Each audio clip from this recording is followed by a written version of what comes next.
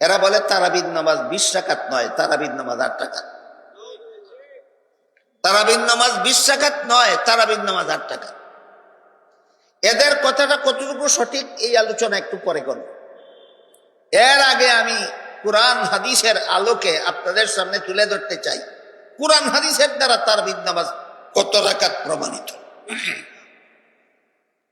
মুসান্নাফে ইবনে আবি শায়বা নামক হাদিসে উল্লেখ আছে, রাসূল করিম সাল্লাল্লাহু আলাইহি ওয়াসাল্লাম রমজান মাসে এই যে এশা আর ফজরের মধ্যবর্তী সময়ে যে নামাজগুলি পড়তেন, বিতির সহ 23 রাকাত পড়তেন। বলুন তো, এশার পরে ফজরের আগে এই মধ্যবর্তী সময়ে রমজান মাসে এই সময়ে রাসূল যে নামাজগুলি পড়তেন বিতির সহ কত রাকাত? 23 রাকাত। এই 23 রাকাত থেকে বিতিরের জন্য 3 রাকাত আলাদা করে নিলে আর কত থাকে? এই যে 20 রাকাত নামাজ রাসূল নিজে পড়তেন রমজান মাসে, হাদিসে উল্লেখ আছে। এই হাদিসটা যখন বলা হয় তখন যারা বলে তারাবির নামাজ 8 রাকাত তারা বলে হাদিসটা যঈফ, হাদিসটা দুর্বল, মানা যায় না। বড় আশ্চর্যজনক ব্যাপার, যারা বলে তারাবির নামাজ 20 রাকাত নয় 8 রাকাত, এরা নিজেদের পরিচয় দিয়ে থাকে আহলে হাদিস বলে। আমরা হাদিসে যা আছে তা মানি। আবু হানিফা যা কয় তা মানি না, ইমাম শাফি যা বলে তা মানি না, আমরা হাদিসে যা আছে তা মানি। তোমরা যেহেতু কোনো ইমামের কথা মানো না, হাদিসে যা আছে তা মানো। হাদিসে আছে রাসূল তারাবির নামাজ 20 রাকাত পড়তেন। এই হাদিসটা যঈফ, এটা তো রাসূলের কথা না, এটা তো ইমামদের কথা। ইমামদের কথা তো তুমি আগের থেকেই মানো না, বিষয়টা বুঝেন নাই মনে হয়। তুমি ইমামদের কথা মানো না, হাদিসে যা আছে তা মানো, এই জন্য তোমার নাম আহলে হাদিস। হাদিসে আছে রাসূল তারাবির নামাজ 20 রাকাত পড়তেন, এই হাদিসটা যঈফ, এই কথা, এটা তো রাসূলের কথা না, এটা তো ইমামদের কথা। এখন ইমামদের কথা মানলা কেন?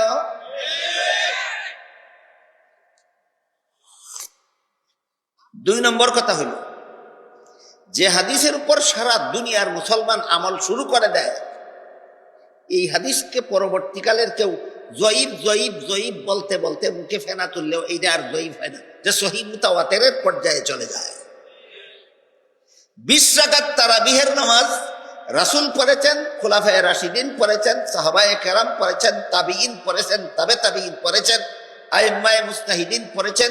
1500 বছরের দুনিয়ার সমস্ত মুসলমান উম্মতে পড়েছে।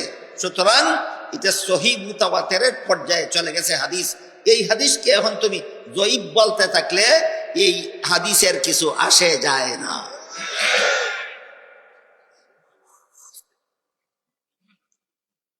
কাজেই তারাবির নামাজ 8 রাকাত না 20 রাকাত? হাদিসের দ্বারা। যারা বলে 8 রাকাত তাদের কাছে যদি জিজ্ঞেস করা হয় তারাবির নামাজ 8 রাকাত কোথায় পেলে, বলে বুখারী শরীফের হাদিস আছে। এবার সেই বুখারী শরীফের হাদিসটা, তারা যেই হাদিসটার কথা বলে সেই হাদিসটা আমি আপনাদের শুনি। বুখারী শরীফে এই ব্যাপারে একাধিক হাদিস আছে। তোর মধ্যে এক হাদিসে উল্লেখ আছে, নবীর বিবি আয়েশা রাদিয়াল্লাহু আনহা বলেন, আল্লাহর রাসূল বিতির সহ 11 রাকাত পড়তেন। ওই রাতের নামাজ এশার পরে আর ফজরের আগে আল্লাহর রাসূল বিতির সহ 11 রাকাত পড়তেন।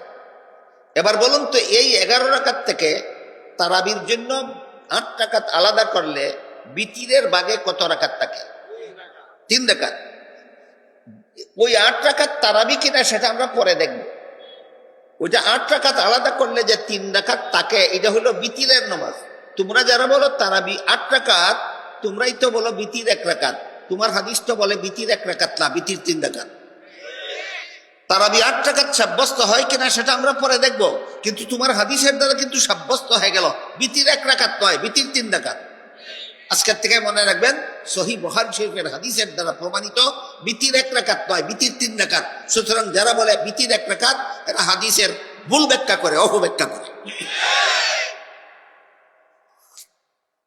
এবার দেখা যাক রাসূলের এই 11 রাকাত থেকে বিতিরের 3 রাকাত বাদ দিলে যে 8 রাকাত থাকে, এই 8 রাকাত নামাজের ব্যাপার।